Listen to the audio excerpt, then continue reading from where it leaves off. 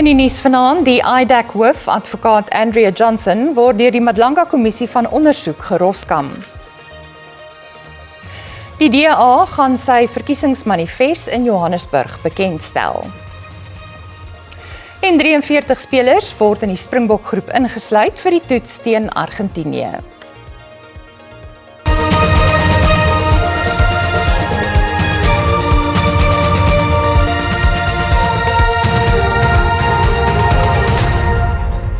Goeienaand en welkom by die nuus in Afrikaans. Die hoof van die ondersoekdirektoraat teen korrupsie, advokaat Andrea Johnson, was in die spervuur op die tweede dag van haar getuienis voor die Madlanga Kommissie na polisiekorrupsie. Johnson se toepassing van die reg is bevraagteken in die ondersoek na die aanstelling van brigadier Dineo Mokwele by misdaadintelligensie. Sy het toegegee dat die oorweging van 'n afdeling 27 verwysing deur die LP Fadil Adams subjektief was wat wenkbroue laat lig het. Enige lid van die publiek kan deur 'n afdeling 27 verwysing vermoedens van ernstige misdaad soos korrupsie of bedrog direk onder die ondersoekdirektoraat se aandag bring. Adams het met so 'n verwysing aantuigings gemaak oor onregmatige en politieke aanstellings by misdaadintelligensie. Een van die vermeende aanstellings was die burgerlike Dineo Mokwele as brigadier. Johnson se oorweging van die aantuigings was in die kollig. It is only now that you have clarity as to what exactly the test is. That is a test which is not subjective as you suggested it was, or a test which does not seek to mix a subjective and objective test. It is simply objective. So before now, you had, I feel bad to have to use this word, but your understanding was this muddled view of what the test was, which muddled view came out as I engaged you.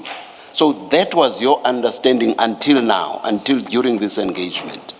Is that a fair suggestion to you? It is fair.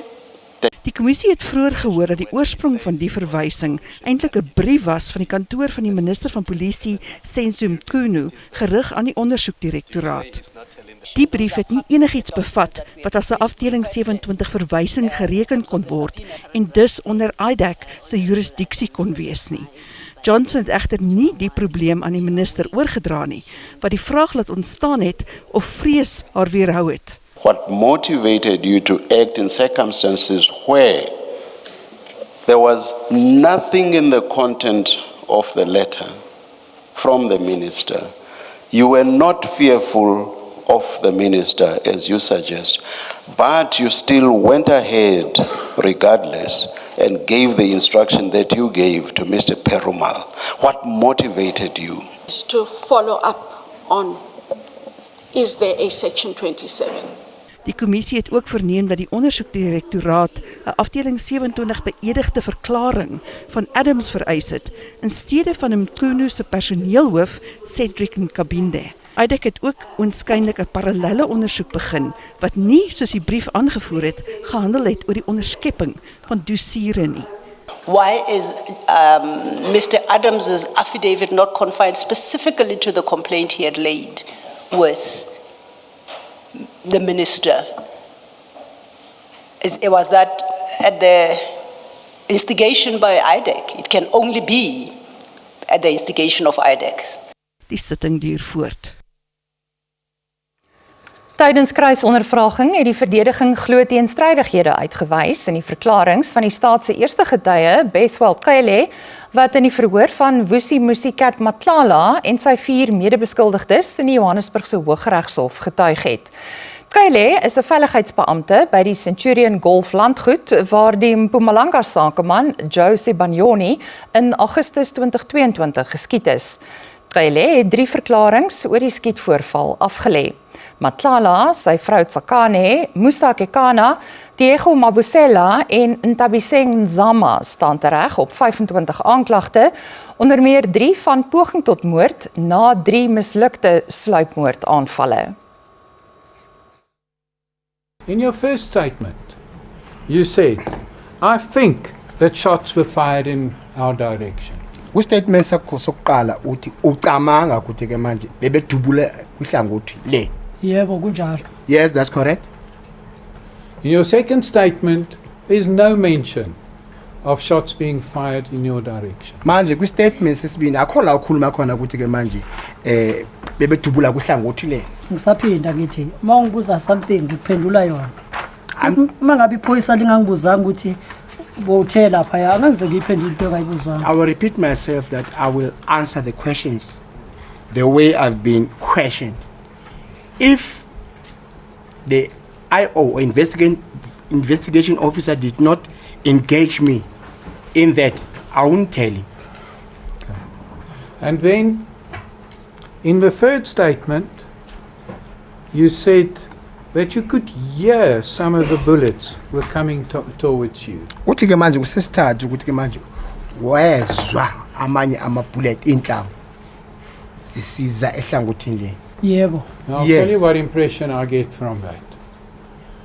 You will recall that you conceded that the BMW was between you and the Ferrari and the Golf and the occupants. Uzakhumbula manje into ayitholayo. Uyakhumbula ukuthi ke manje uthi ke manje uthe iBMW yayiphakathi nendawo phakathi kwakho neFerrari neGolf 7. Yebo. Yes. Die Brit-Zimbabwese burger Ndodana Chuma het sy borgtog aansoek in die Johannesburgse Landdroshof laat vaar. Die 45-jarige Chuma word in Brittanje gesoek in verband met die dood van sy vrou Zandile en 2 dogters van 15 en 5 jaar oud. Owerhede voer aan dat Chuma uit Brittanje na Suid-Afrika gevlug het, 2 dae voor sy gesin se liggame ontdek is, van waar hy na Zimbabwe wou gaan. Plaaslik staan Chuma tereg op aanklagte van die onwettige besit van 'n vuurwapen. Suid-Afrika doen 'n voorlopige ondersoek na die saak voor die Britse uitleweringsversoek verwerk word. I do confirm that the warrant of arrest was sent through via email to Mr. Machingura. I was not aware that there was a request for further documentation. Same will be transmitted by email before the next appearance date. Moet president Cyril Ramaphosa gedaag word om voor die parlementêre afsettingskomitee te getuig oor sy rol in die Phala-Phala gebeure? Dit was die vraag wat vandag se komitee-sitting oorheers het. Sommige LPs meen dat Ramaphosa se reg om sy kant te stel ononderhandelbaar is. Ander reken dat dit onnodig is om die president in so 'n posisie te plaas. Die voorgenome grondbeginsels wat insette van politieke partye insluit, is voorgelees aan LPs. Een saak het uitgestaan of die spulpunt van die hele proses president Ramaphosa in lewende lywe moet getuig. And the information is peculiarly within the knowledge of the president. So he doesn't have a choice with respect, and I'm glad there seems to be consensus that evidence must be given by the president himself and not through an intermediary. The issue of whether he gives evidence at all and should he not give evidence, whether an adverse inference can be drawn from that. And the present clause says no adverse inference can be drawn. And I think that is incorrect as a matter of law. We don't believe that he should be able to give evidence in absentia. We also agree with the negative inference suggestion that has been made previously. You can't have an inquiry over the president and the president does not come to testify, because him testifying, that is an integral part of the ideals and the purpose of the Section 89 process of holding him accountable. The EFF objects to the president not giving evidence himself. We'll be failing the people of South Africa. We'll be failing ourselves. We'll be failing in our duties to hold the executive to account. Al die partye stem egter nie hiermee saam nie. We believe that the president cannot be compelled to testify. His participation is a right to be heard, not a duty to give evidence. Die komitee voorsitter Makashule Ghana wil regsadvies inwin oor die saak. So that we are on the right side of the law. I know that we might have our desires as members. We also don't want the roles themselves to be challenged. Die komitee gaan ook die Nobel-paneel nooi om sy verslag aan die komitee voor te lê. LPs kon nie ooreenkom oor die getuienisleiers vir die proses nie. 'n Kort lys van 5 kandidate is opgestel, naamlik Kate Hofmeyer, Zenzile Matebese, Vuyani Ngalwana, Ishmael Jamie en Pule Seleka. LPs is dit eens dat die groep te klein is en 48 uur is gegee om die lys by te werk. Hulle vergader weer oor 'n week om die saak af te handel. Eibre Babie, SAIK Nuusparlement. Die voormalige speaker van die Nasionale Vergadering en oud-minister van Verdediging, Nosiviwe Mapisa-Nqakula, het skuld ontken op 12 aanklagte van korrupsie en 1 van geldwasery. Sy word daarvan beskuldig dat sy 4,5 miljoen rand van Nombasa Nsondwa Ndlovu gevra en ontvang het. Nsondwa Ndlovu is die enigste direkteur van die logistieke maatskappy Umkhombe Marine, wat 'n diensverskaffer van die departement was. Mapisa-Nqakula het in die Noord-Gautengse Hooggeregshof gesê dat sy geen rede gehad het om geld van Nsondwa Ndlovu te ontvang nie. Die adjunkminister van Verdediging en eerste getuie in die verhoor, Bantu Holomisa, het die aantuigings teen Mapisa-Nqakula vir die eerste keer in 2021 in die parlement gemaak. Hy het in 'n brief aan die destydse voorsitter van die parlement se gesamentlike staande komitee oor verdediging beweer dat sy geskenke en kontant ter waarde van nagenoeg 5 miljoen rand van 'n weermagkontrakteur tussen 2017 en 2019 ontvang het. Holomisa het getuig dat Nsondwa Ndlovu aan hom gesê het dat sy geld aan Mapisa-Nqakula betaal het en bewyse daarvoor het. Die kontrakteur het in 'n beëdigde verklaring erken dat sy 11 betalings van meer as 2 miljoen rand aan Mapisa-Nqakula gemaak het. Nsondwa Ndlovu sal as die tweede staatsgetuie môre in die getuiebank skuif. Die DA gaan kaalvuis beklei vir die ekonomiese hart van Suid-Afrika. Dit en meer net hierna.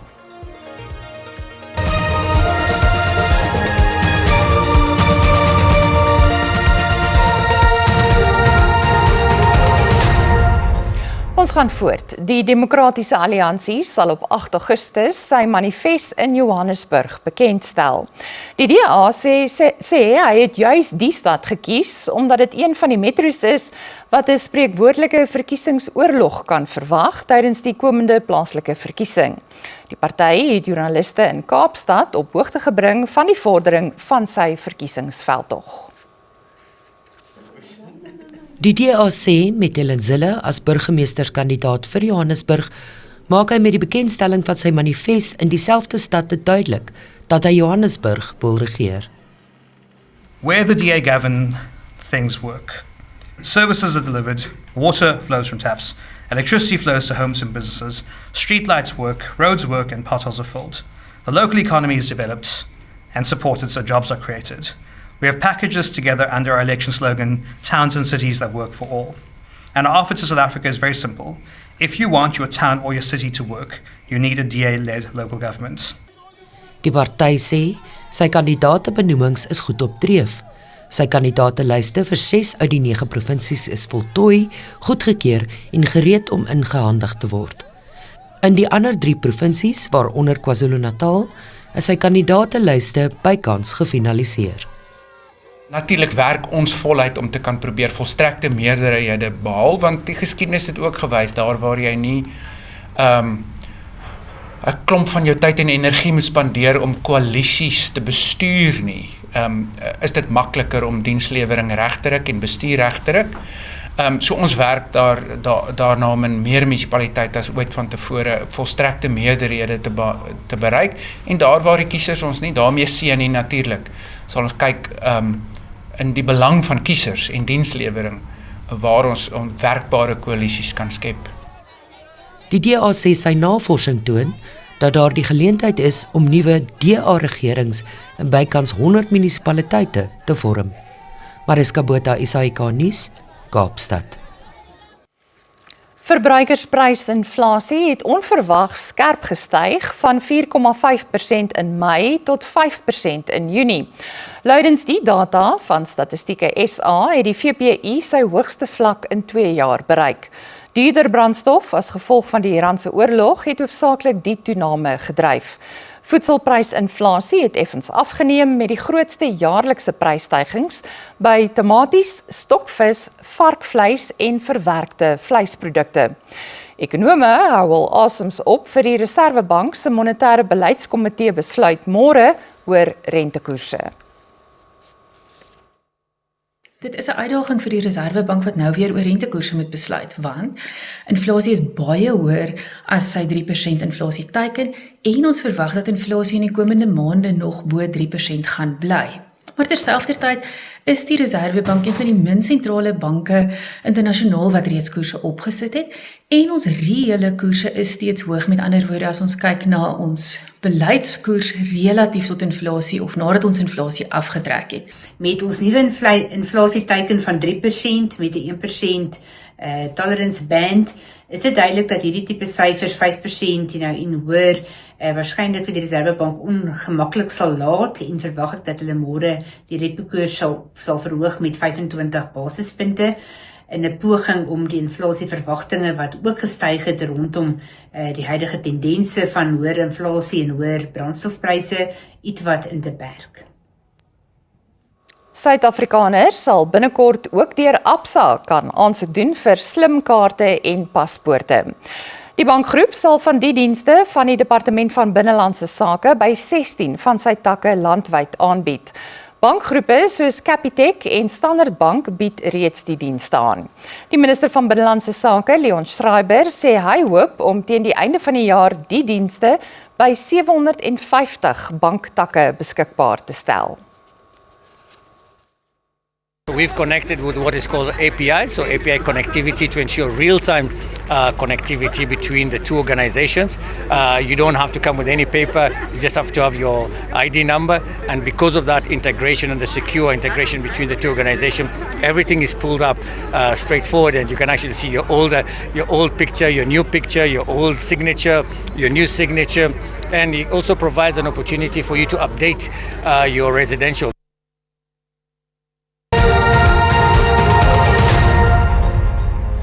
Kom ons kyk hoe die markte om 5:00 vanmiddag met die sluiting van die JSE vertoon het.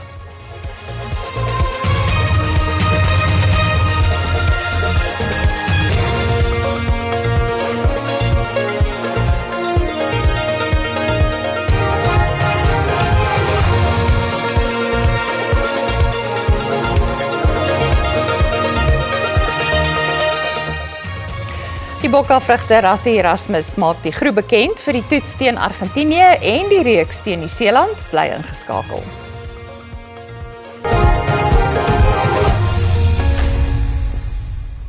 Die Springbok-afrigter Rassie Erasmus het 'n groep van 43 spelers aangewys vir die toets op 8 Augustus teen Argentinië in Buenos Aires en die reeks daarna teen Nieu-Seeland. Hy het ook 5 spelers vrygestel vir hul franchise-spanne vir die middel van die week wedstryde teen die All Blacks. Hulle is onder meer die 8ste man Evan Roos, die hakker Andre Hugo Venter en die skrimskakel Ambrose Papier.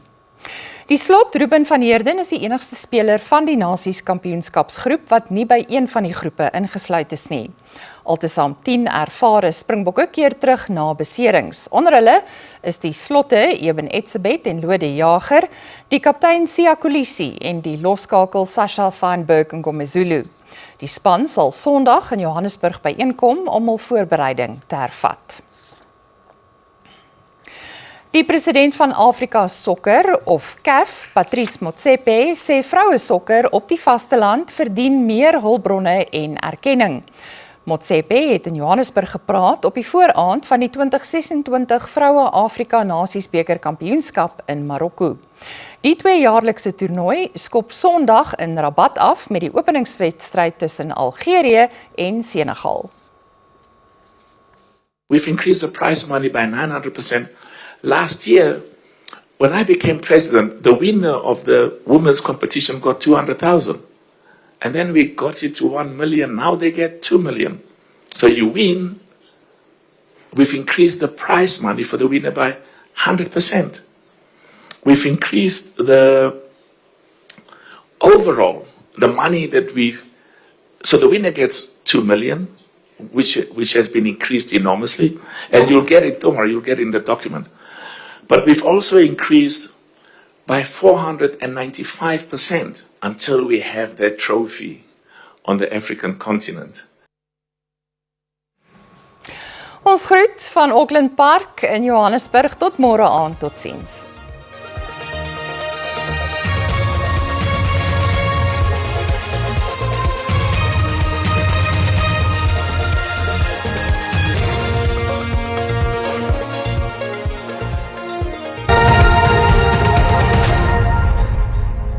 Goeienaand en hartlik welkom. Kom ons kyk wat die weer vir ons inhou.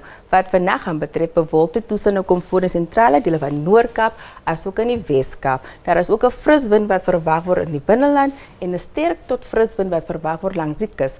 Kom ons kyk nou na môre. Bewolkte toestande kom voor in sentrale dele van die land asook enkele buie wat strek van die Lesotho, Vrystaat, dele van die Noordwes asook in die Noord-Kaap. 'n Koue front beweeg ook deur oor die Wes-Kaap. Sterk wind kan ook verwag word langs die suidkus. Kom ons kyk na ons minimum en maximum temperature. In Gauteng 'n koeldag kan verwag word. Dit is ook sonnig in hierdie provinsie. Pretoria het 'n maksimum van 23 en 'n minimum van 9. Johannesburg se minimum is 8 en 'n maksimum van 20.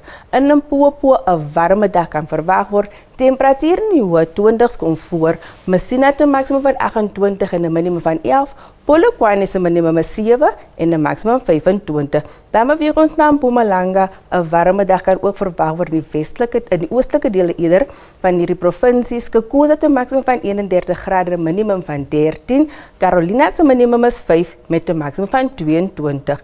In KwaZulu-Natal 'n koel tot warme dag kom voor. Die kook styg tot 27 grade in Vryheid. Dit is warmer in Lundi met 'n maksimum van 29 grade. Kokstad het 'n minimum van 5 en 'n maksimum van 20. In die Oos-Kaap 'n koue dag kom voor in hierdie provinsie. Willowmore het 'n minimum van 5 en 'n maksimum van 17. Malitwai se maksimum is ook 17 grade. Dan beweeg ons na Kaapstad. 'n Koue dag kan verwag word in hierdie provinsie. Kaapstad se maksimum is 15 grade met 'n minimum van 19. Beaufortwes se maksimum is 16 en 'n minimum van 5. In die Noord-Kaap gedeeltelik bewolkte toestande kan verwag word in hierdie provinsie. Andersins is dit koud. Dit is ook koud oornag in Sutherland met 'n minimum van -5 en 'n maksimum van 11. Kimberley se maksimum is 21 grade. Terug in die binneland in die Vrystaat 'n koeldag kan verwag word. Vicksburg se maksimum is 28 grade. Bloemfontein se maksimum is 20 en 'n minimum van 5. Forest Smith se maksimum is 18 grade. Dan laastens Noordwes 'n koeldag kan verwag word. Rustenburg het 'n maksimum van 23 grade. Mahikeng se minimum is 10 en 'n maksimum van 24. Dis nou van ons hier by die weersentrum. Geniet die aand.